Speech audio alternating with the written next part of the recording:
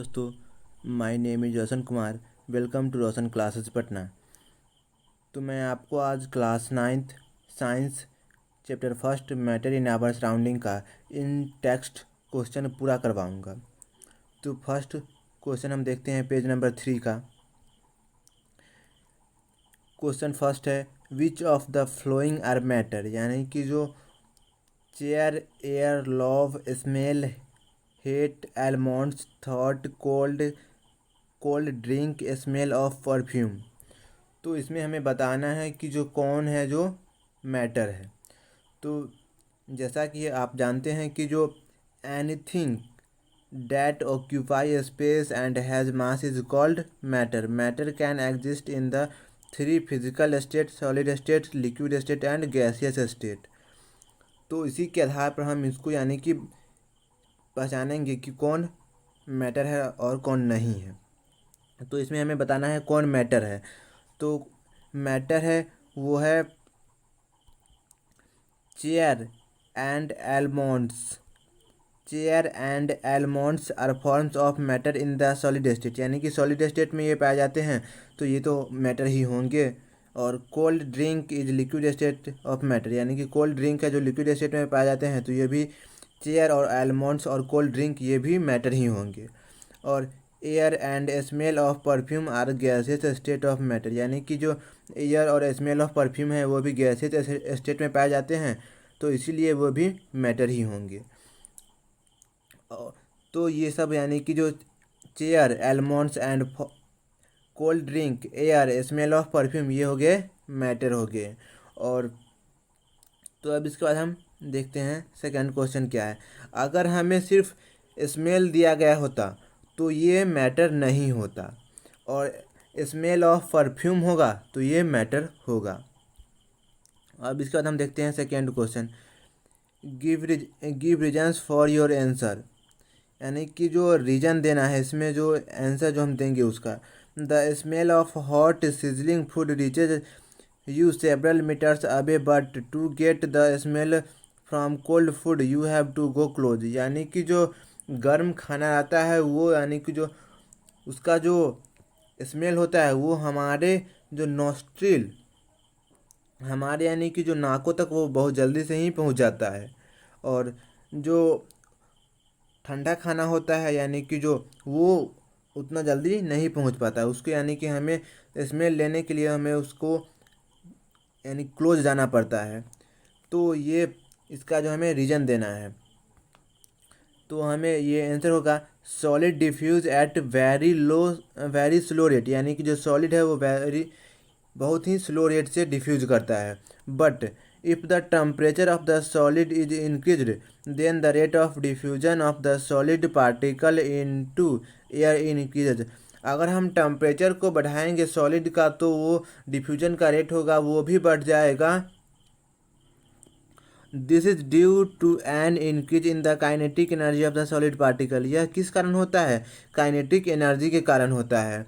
Hence the smell of hot sizzling food reaches us even at a distance but to get the smell from the cold food to go close, यानी कि इसी कारण से हमें जो गर्म खाना होता है उसका जो यानी कि स्मेल लेने के लिए हमें दूरी से ही यानी कि जो पता चल जाता है। और लेकिन जो यानी कि जो ठंडा खाना होता है जो गर्म नहीं होता है उसका यानी कि जो हमें स्मेल लेने के लिए हमें उसको क्लोज जाना पड़ता है। तो अब इसका बाद हम देखेंगे थर्ड क्वेश्चन। तो थर्ड क्वेश्चन है, a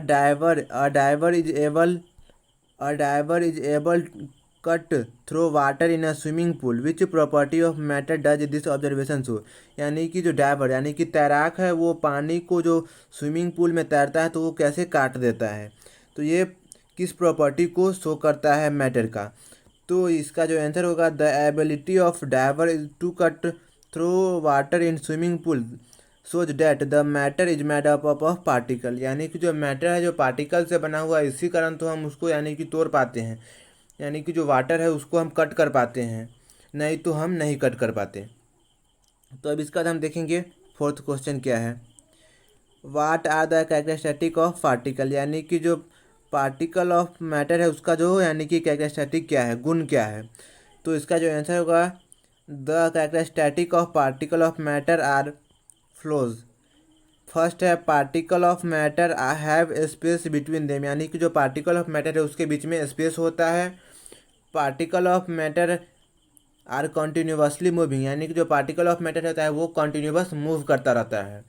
particle of matter have attract each other, यानी कि जो पार्टिकल ऑफ मैटर है वो अट्रैक्ट ईच अदर करता रहता है। तो यही थ्री प्रॉपर्टी ऑफ मैटर है, three property of particle of matter है।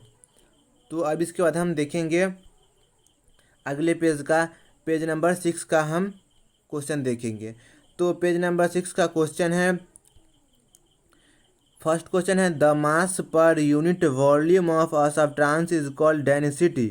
Density equal to mass by volume. Arrange the following in order to increase density. Air exhaust from chimney, honey, water, chalk, cotton and iron. यानी कि जो इसमें हमें increasing यानी कि जो order में हमें सजाना है डेंसिटी जिसका ज़्यादा होगा, तो हमें डेंसिटी यानी कि जिसका जो पार्टिकल के जो बीच का जो डिफरेंस सबसे कम होगा उसका जो डेंसिटी होगा वो ज़्यादा होगा। और पार्टिकल के डिफरेंस का जो पार्टिकल ऑफ मैटर का जो डिफरेंस ज़्यादा होगा तो उसका जो डेंसिटी कम होगा। तो इसमें इंक्रीजिंग ऑर्डर में हमें सजाना है तो इसका आंसर हो जाएगा the given substance in the increasing order to their densities can be represented as, यानी कि जो जैसे हमें मालूम है जो डेंसिटी जिसका जो पार्टिकल ऑफ मैटर होगा उसका जो स्पेस उसमें ज़्यादा होगा तो उसका डेंसिटी कम होगा, और उसका पार्टिकल ऑफ मैटर का जो डिस्टेंस बहुत ही कम होगा तो उसका डेंसिटी ज़्यादा होगा। तो सबसे कम किसका होता है, तो इसमें सबसे कम होगा एयर का, उसके बाद एग्जॉस्ट फ्रॉम चिमनी का हो जाएगा, उसके बाद कॉटन का हो जाएगा, उसके बाद वाटर का, उसके बाद हनी का, उसके बाद चॉक का, और उसके बाद आयरन का हो जाएगा। तो ये हमारा आंसर हो गया। तो अब इसके बाद हम देखेंगे सेकेंड क्वेश्चन।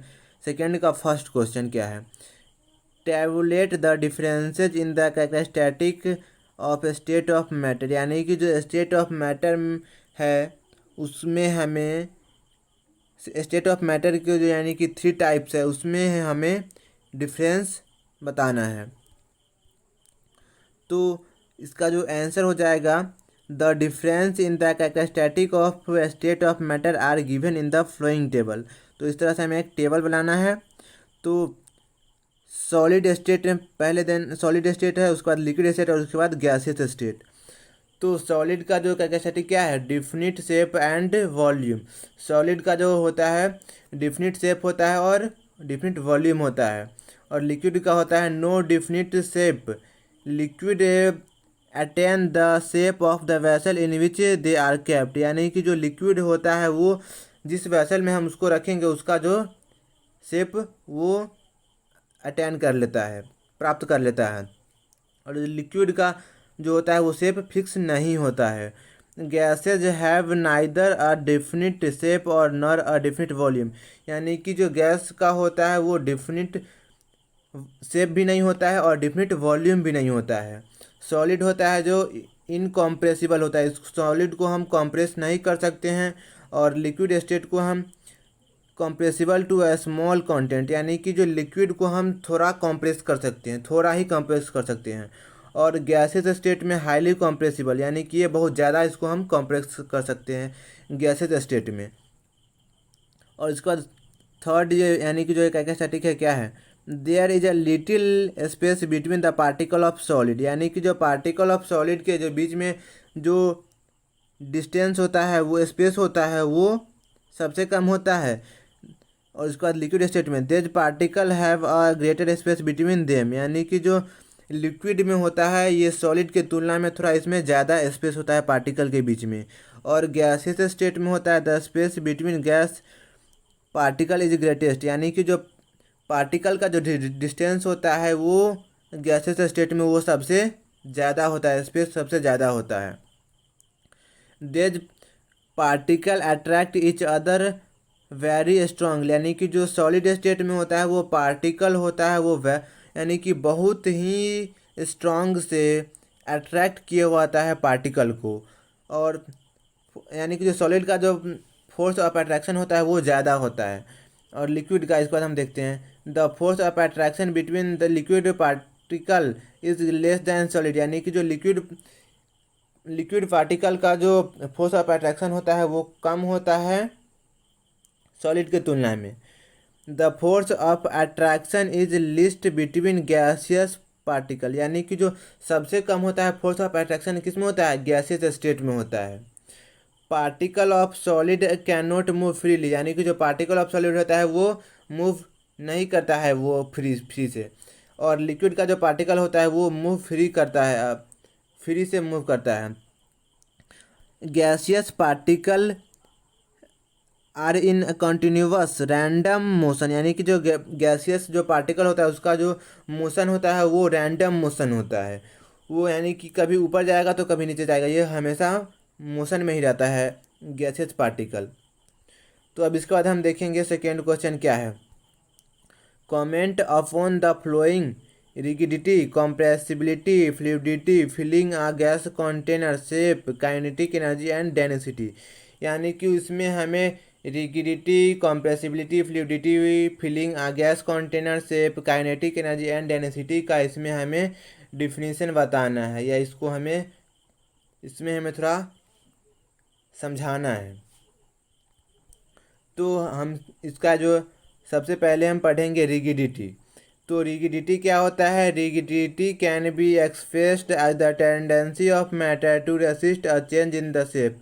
रिगिडिटी होता है वो कोई भी यानी कि जो मैटर का वो टेंडेंसी होता है उसको, यानी कि जो हम शेप को चेंज करेंगे तो उसमें यानी कि वो रेसिस्ट करेगा, विरोध करेगा।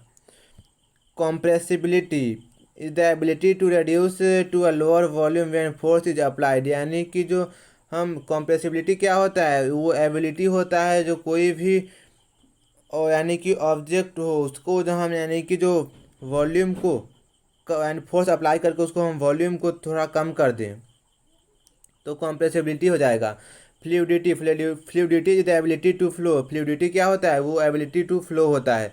कोई भी ऑब्जेक्ट, कोई भी मैटर जो फ्लो करता है उसको हम फ्लूइड कहते हैं, जैसे लिक्विड हो गया। और इसके बाद हम देखेंगे by filling a gas container, तो we mean that attainment shape of the container by the gas, यानी कि जो गैस जो होता है वो पूरे यानी कि कंटेनर को फिल कर देता है। तो क्या इसे हम कैसे किस तरह से हम कर सकते हैं, यानी कि जो गैस होता है जो उसका जो शेप फिक्स नहीं होता है, जो इसीलिए वो क्या करता है यानी कि जो शेप ऑफ कंटेनर ले लेता है। इसके बाद हम देखेंगे शेप, तो शेप क्या होता है, shape defines a definite boundary, यानी कि शेप क्या डिफाइन करता है, डिफिनिट बाउंड्री को डिफाइन करता है। इसके बाद क्या है kinetic energy, kinetic energy is the energy possessed by a particle due to its motion, यानी काइनेटिक एनर्जी क्या होता है, जो एनर्जी जो मोशन के कारण जो उत्पन्न होता है उसे हम काइनेटिक एनर्जी कहते हैं। उसके बाद है density, density is mass per unit volume, density क्या होता है, डेंसिटी इक्वल टू होता है मास बाई वॉल्यूम, तो ये डेंसिटी हो जाएगा। और पार्टिकल ऑफ मैटर में अगर स्पेस ज़्यादा होगा तो उसका डेंसिटी कम होगा, और पार्टिकल ऑफ मैटर का जो डेंसिटी स्पेस ज़्यादा होगा तो उसका डेंसिटी ज़्यादा होगा। तो अब इसके बाद हम थर्ड का फर्स्ट क्वेश्चन हम देखेंगे। A gas fills completely the vessel in which it is kept, यानी कि जो गैस होता है वो उसको हम कोई वेसल में रखते हैं तो उसी का वो शेप यानी क्यों वो रख लेता है, क्यों होता है, तो इसे हमें रीजन देना है। तो रीजन क्या होगा इसका, there is a little attraction between the particles of gas, यानी कि जो फोर्स ऑफ अट्रैक्शन जो गैस में होता है वो कम होता है, thus gas particle move freely in all motion, इसी कारण जो पार्टिकल ऑफ गैस होता है वो फ्री होता है सभी डायरेक्शन में मूव करने के लिए। Therefore gas completely fills the vessel in which it is kept, इसीलिए यानी कि जो गैस होता है वो जिस वैसल में हम रखेंगे उसी का वो शेप रख लेता है। तो अब इसके बाद हम देखेंगे सेकेंड क्वेश्चन, थर्ड का भी, a gas exert pressure on the walls of the container, इसका भी हमें रीजन देना है। जो गैस होता है वो क्यों वाल्स ऑफ कंटेनर पे प्रेशर एक्सर्ट करता है। तो इसका हमें आंसर क्या होगा, particle of gas move randomly in all direction at high speed. जो पार्टिकल ऑफ गैस होता है वो मूव करता है रैंडम में और सभी डायरेक्शन में मूव करता है, हाई स्पीड से करता है।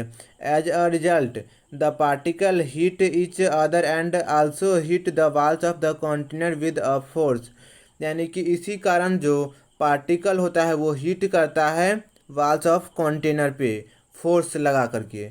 There four gas exert pressure on the walls of the container, इसी कारण जो गैस होता है वो प्रेशर वॉल्स ऑफ कंटेनर पे एक्सर्ट करता है। इसके बाद है wooden table should be called a solid, यानी कि जो वुड का जो टेबल है उसको हम सॉलिड क्यों कहते हैं, इसका भी हमें रीजन देना है। तो इसका रीजन क्या होगा, wooden table has a definite shape and volume. जो वुडन टेबल होता है उसका जो शेप और वॉल्यूम डिफिनिट होता है। It is very rigid and can not be compressed, ये यानी कि बहुत ही कठोर होता है, रिगिड होता है और इसको हम कॉम्प्रेस नहीं कर सकते हैं। It has a characteristic of solid, इसका जो होता है वो कैरेक्टरिस्टिक क्या होता है, गुण सॉलिड वाला होता है। Hence a wooden table should be called a solid, इसीलिए यानी कि जो वुडन टेबल है उसको सॉलिड कहा जाता है। तो अब इसके बाद हम डी क्वेश्चन देखेंगे क्या है। We can easily move our hand in air but to do same through a solid block of wood we need a karate expert, यानी कि जो हमारे हैंड को एयर में मूव करने के लिए आसानी से मूव कर सकते हैं, लेकिन अगर सॉलिड ब्लॉक ऑफ वुड होगा तो उसमें हमें कराटे एक्सपर्ट की आवश्यकता पड़ती है। तो ये इसका भी रीजन बताना है। तो इसका रीजन क्या होगा, particle of air have large space between them, यानी कि जो पार्टिकल ऑफ मैटर होता है, पार्टिकल ऑफ एयर होता है उसमें लार्ज स्पेस होता है। On the other hand would has a little space between its particle, लेकिन वुड होता है, लकड़ी होता है, उसमें जो पार्टिकल के बीच में जो स्पेस होता है वो बहुत ही कम होता है। आल्सो इट इज़ रिगिड, ये रिगिड होता है, वुड जो होता है वो रिगिड होता है। For this reason we can easily move our hands in air, इसी कारण से हम अपने हाथ को एयर में जल्दी से मूव कर लेते हैं, आसानी से मूव कर लेते हैं। But to do same through a solid block of wood we need a karate expert, यानी कि जो हमें लेकिन सॉलिड में जो हमें हाथ को यानी कि मूव कराना होगा तो उसमें हमें कराटे एक्सपर्ट की आवश्यकता पड़ती है। तो यही इसका आंसर हो जाएगा। तो अब इसके बाद हम देखेंगे fourth question. Liquid generally have lower density as compare to solid but you must have observe that ice float on water find out why, यानी कि जैसा कि आप जानते हैं जो लिक्विड होता है उसका जो डेंसिटी होता है वो सॉलिड के तुलना में कम होता है, बट लेकिन आप देखे होंगे कि जो आइस होगा वो वाटर पे फ्लोट करता है, क्यों होता है, तो इसका हमें रीज़न देना है। तो इसका रीज़न क्या होगा, the mass per unit volume of a substance is called density, यानी कि जो डेंसिटी क्या होता है, density equal to mass by volume. तो डेंसिटी कोई भी सब्सटेंस का जो पार्टिकल ऑफ मैटर का जो स्पेस ज़्यादा होगा तो डेंसिटी कम होगा, और पार्टिकल ऑफ मैटर का जो स्पेस होगा वो बहुत ही कम होगा तो उसका डेंसिटी ज़्यादा होगा। और डेंसिटी इक्वल टू क्या होता है, मास बाई वॉल्यूम। तो as the volume of substance increases its density decreases, यानी कि जो कोई भी सब्सटेंस है उसका जो वॉल्यूम जो इंक्रीज करेगा तो उसका जो डेंसिटी डिक्रीज करने लगेगा, इसी कारण मेन है। Though ice is a solid it has a large number of empty space between its particle, ice जो है सॉलिड है लेकिन वो जो उसका जो यानी कि बहुत ही जगह वो घेरेगा, पार्टिकल पार्टिकल के जो बीच में उसका जो स्पेस है वो बहुत ही कम होगा। These space are larger as compared to the space present between the particle of water। यानी कि जो ये स्पेस होगा ये बड़ा होगा किससे, इस पार्टिकल ऑफ वाटर के जो स्पेस होगा उससे ये ज़्यादा होगा। दस the volume of ice is greater than that of water. इसी कारण जो आइस का जो वॉल्यूम होता है वो वाटर से ज़्यादा होता है। Hence the density of ice is less than that of water. इसी कारण जो डेंसिटी होता है आइस का वो वाटर से कम होता है। Substance with lower density than water can float on water. यानी कि जो कोई सब्सटेंस जिसका जो लोअर डेंसिटी हो वाटर से वो फ्लोट करने लगेगा वाटर पे। Therefore ice floats on water. इसी कारण जो आइस होता है वो वाटर पे फ्लोट करने लगता है। तो अब इसके बाद हम देखेंगे पेज नंबर 9 का क्वेश्चन। तो पेज नंबर 9 का क्वेश्चन क्या है, convert the flowing temperature on Celsius scale. जो टेम्परेचर दिया गया है केल्विन स्केल उसको हमें सेल्सियस स्केल में चेंज करना है। तो सेल्सियस स्केल में चेंज करने के लिए उसमें केल्विन स्केल में दिया गया है तो उसमें हमें 273 को सब्ट्रैक्ट कर देना होगा। तो 300 के है यानी कि 300 केल्विन है, तो 300 में से अगर हम माइनस 273 करेंगे तो इसमें कितना आ जाएगा, सब्ट्रैक्ट करने के बाद 27 आ जाएगा। तो ये हो जाएगा 27 डिग्री सेल्सियस इक्वल होता है 300 केल्विन के इक्वल होता है। और इसके बाद है बी क्वेश्चन क्या है, 573 केल्विन को चेंज करना है सेल्सियस स्केल में। तो इसको भी हमें सेम वही करना है, केल्विन में दिया गया है तो सेल्सियस में चेंज करने के लिए 273 को सब्ट्रैक्ट करना पड़ेगा। तो 573 में से अगर हम 273 को सब्ट्रैक्ट करेंगे तो 300 आ जाएगा। तो 300 सेल्सियस हो जाएगा, 573 केल्विन के इक्वल हो जाएगा। तो अब इसके बाद हमें बताना है what is the physical state of water at. यानी कि जो इसमें फिज़िकल स्टेट वाटर का क्या रहेगा अगर जो टेम्परेचर होगा 250 डिग्री सेल्सियस होगा और 100 डिग्री सेल्सियस होगा। तो वाट इसका जो अगर 200 यानी कि 250 यानी कि डिग्री सेल्सियस रहेगा तो उस पर क्या होगा, वो तो होगा वाटर होगा जो गैसियस स्टेट में होगा। और 100 डिग्री सेल्सियस में क्या होगा, at 100 degree Celsius water can exist in both liquid and gases form. 100 degree Celsius में लिक्विड स्टेट में भी रहेगा और गैसेज स्टेट में भी रहेगा। As this temperature after getting the heat equal to the latent heat of vaporisation water start changing from liquid state to solid state. यानी कि जो 100 डिग्री पे यानी कि जो लिक्विड रहेगा और 100 डिग्री से थोड़ा भी बढ़ा तो वो गैसेज स्टेट में चेंज हो जाएगा। यानी कि वो गैसेज स्टेट में चेंज करने के लिए लेटेंट हीट ऑफ वेपोराइजेशन की आवश्यकता पड़ेगी। तो अब इसके बाद हम देखते हैं थर्ड क्वेश्चन क्या है, for any substance why does the temperature remain constant during the change of state. यानी कि कोई भी सब्सटेंस का जो हम स्टेट और चेंज करते हैं तो उसका टेम्परेचर आता है वो सेम क्यों ही रहता है, रिमेन कांस्टेंट क्यों ही रहता है। तो इसका रीज़न क्या है, during a change of state यानी कि हम जिस समय चेंज करते हैं स्टेट को मैटर का, द टेम्परेचर रिमेंस कांस्टेंट, उस समय जो उसका जो टेम्परेचर रहता है वो कांस्टेंट रहता है, स्थिर रहता है। This is because all the heat supplied to increase the temperature is utilised as latent heat in changing the state by overcoming the forces of attraction between the particle. यानी कि जो हम हीट को सप्लाई करते हैं वो heat होता है उस मैटर का जो स्टेट रहता है उसका जो फोर्स ऑफ अट्रैक्शन को वो तोड़ने का काम करता है। तो इसी कारण उसको उस हीट को जो तोड़ता है फोर्स ऑफ अट्रैक्शन को उसे हम लेटेंट हीट कहते हैं। तो वो लेटेंट हीट होता है वो फोर्स ऑफ अट्रैक्शन को तोड़ने में काम आता है। इसी के कारण जो हम टेम्परेचर को बढ़ाते हैं तो उसका जो स्टेट ऑफ मैटर चेंज करते हैं तो वो उसका टेम्परेचर चेंज नहीं होता है। Therefore this heat does not contribute in increasing the temperature of the substance. इसी कारण जो वो टेम्परेचर होता है, वो हीट होता है, वो उसमें इंक्रीजिंग द टेम्परेचर में वो कंट्रीब्यूट नहीं करता है।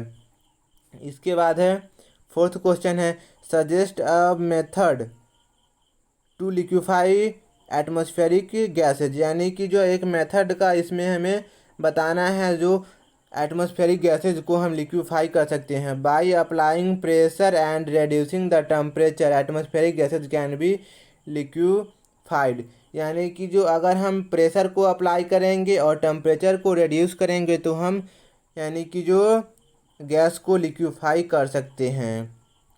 तो अब इसके बाद हम देखेंगे पेज नंबर 10 का क्वेश्चन।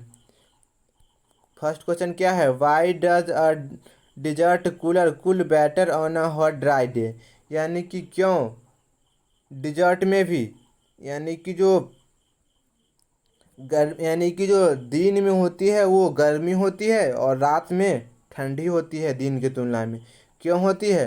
तो इसका रीजन होगा क्या, वेन अ लिक्विड इवोपरेट, यानी कि कोई भी लिक्विड इवोपरेट करता है, the particle of the liquid absorb energy from the surrounding to compensate the loss of energy during evaporation, यानी कि कोई भी लिक्विड होता है वो इवोपरेट करता है तो वो सराउंडिंग से वो एनर्जी लेता है, तो वो एनर्जी जो लेता है तो वो सराउंडिंग को कूल कर देता है। This makes the surrounding cool, इसी कारण जो एनर्जी जो सराउंडिंग से ले लिया जाता है तो इसी कारण जो सराउंडिंग होता है वो कूल हो जाता है। In a desert cooler the water inside it is made to evaporate, यानी कि जो डिजर्ट कूलर के अंदर जो वाटर आता है वो इवोपरेट करता है। This lead to observation of energy from the surrounding, इसी कारण जो एनर्जी वो सराउंडिंग से लेता है, thereby cooling the surrounding. Again, we know that evaporation depends on the amount of heat of water vapor present in the humidity, यानी कि evaporation किस पे डिपेंड करता है, यानी कि जो एयर में ह्यूमिडिटी कितना है। If the amount of water vapour present in air is less the evaporation is more, यानी कि जो एयर में जो वाटर वेपर कम होगा तो यानी कि वो इवोपरेट जल्दी से करेगा। On a hot dry day the amount of water vapour present in the air is less, यानी कि जो गर्मी के दिनों में जो वाटर होता है अमाउंट ऑफ वाटर यानी कि एयर में वो बहुत ही कम होता है। 10 water present inside the desert cooler evaporate more thereby cooling the surrounding cool, इसी कारण जो यानी कि जो डिजर्ट कूलर होता है उसके जो वाटर होता है वो इवोपरेट करता है जल्दी से, तो वो सराउंडिंग से हीट लेता है, तो हीट लेने के लिए जो हीट ले लिया जाता है सराउंडिंग से तो वो सराउंडिंग जो होता है वो कूल हो जाता है। That is why desert cooler cools better on a hot dry day, इसी कारण जो डिजर्ट कूलर होता है वो दिन के तुलना में रात में वो बहुत ही ठंड होती है। इसके बाद हम देखेंगे second question, how does water kept in the earthen pot मटका बिकॉम कूल ड्यूरिंग समर्स, यानी कि जो अगर हम मटका में पानी रखते हैं यानी कि अर्थन पॉट में मिट्टी से बना हुआ घड़ा में, तो वो गर्मी के दिनों में वो जो पानी होता है वो बहुत ही ठंडा होता है, कूल होता है, क्यों होता है? When a liquid evaporate the particle of liquid absorb energy from the container to compensate the loss of energy during evaporation, this makes the remaining the water cool, यानी कि जो कोई भी लिक्विड इवोपरेट करेगा तो जो पार्टिकल ऑफ लिक्विड होगा वो एनर्जी सराउंडिंग से एब्जॉर्ब करेगा, जिस यानी कि वो एनर्जी लॉस किया है इवोपरेशन के समय, तो इसी कारण जो रिमेनिंग वाटर होता है वो कूल हो जाता है। There are some pores in the earthen pot through which the liquid inside the pot evaporate, यानी कि जो अर्थन पोट में होता है उसमें छोटा छोटा पोर्स छिद्र होता है, तो उससे यानी कि जो वाटर होता है वो लिक्विड होता है वो इवोपरेट करता है।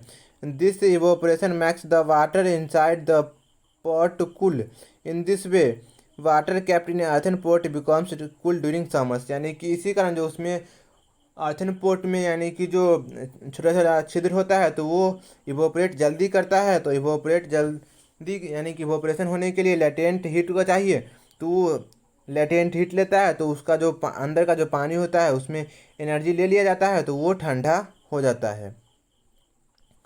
इसके बाद है third question, why does our palm feel cold when we put some acetone और petrol on perfume on it. यानी कि जो हमारे हथेली पे एसीटोन या पेट्रोल को रखते हैं तो क्यों यानी कि जो ठंडा महसूस होता है, कोल्ड फील होता है।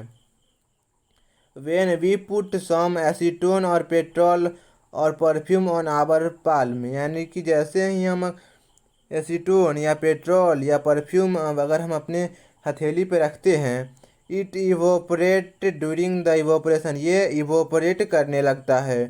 Particle of liquid absorb energy from the surrounding और the surface of the palm to compensate the loss of energy making the surrounding cool. यानी कि जो यानी कि परफ्यूम होता है और पेट्रोल होता है, एसीटोन होता है, वो इवोपरेट करने लगता है। तो इवोपरेट करने के लिए उसको हीट चाहिए सराउंडिंग से, तो वो हमारे हाथों से एनर्जी लेता है। तो एनर्जी लेता है तो हमें वहाँ पे एनर्जी, अगर हम यानी कि हीट ले लिया जाता है तो वो हम वहाँ पे हमें कूल महसूस होता है। Hence our palm feels cold when we put some acetone और पेट्रोल और परफ्यूम ऑन इट। इसी कारण जो हमारा हथेली होता है वो उस पर हम एसीटोन और परफ्यूम रखते हैं तो वो कोल्ड फील होता है। हम फोर्थ क्वेश्चन को देखेंगे। तो फोर्थ क्वेश्चन क्या है, why we are able to sip hot tea और milk faster from a saucer then a cup. यानी कि जो हम चाय जो पीते हैं उसमें अगर हम कप में रखेंगे तो वो यानी कि जल्दी से ठंडा नहीं होगा।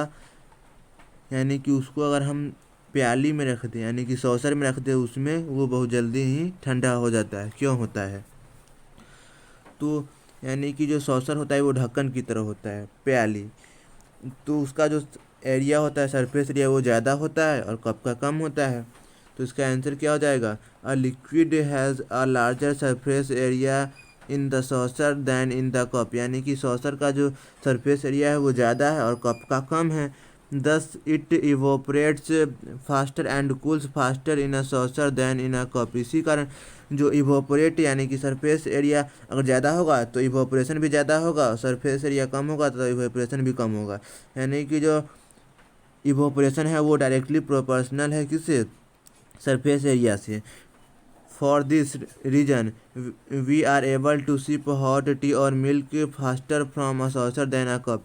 यानी कि इसी कारण से हम लोग जो हॉट यानी कि मिल्क या टी जो यानी कि जो सॉसर कप में रखते हैं वो जल्दी ठंडा हो जाता है, और कप में जो रखते हैं वो उसमें थोड़ा टाइम लगता है सॉसर कप के तुलना में।